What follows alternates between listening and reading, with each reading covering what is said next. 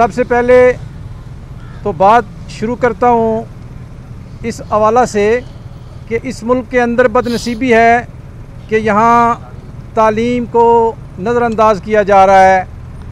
शोबा तालीम जिसकी ज़िम्मेदारी रियासत की है, रियासत अपनी ज़िम्मेदारी निभाने में बुरी तरह नाकाम है। निजी तालीमी अदारे मुल्क की आबादी का 62% आबादी को बच्चों को ज़ेवर तालीम से आरास्ता कर रहे हैं, लेकिन इन्हें हर दौर में, खा वो कोरोना का दौर हो, खा वो आज कैंटोनमेंट बोर्ड से बेदखली का मामला हो, तो कोई ना कोई किसी न किसी मसले में उलझाया जा रहा है।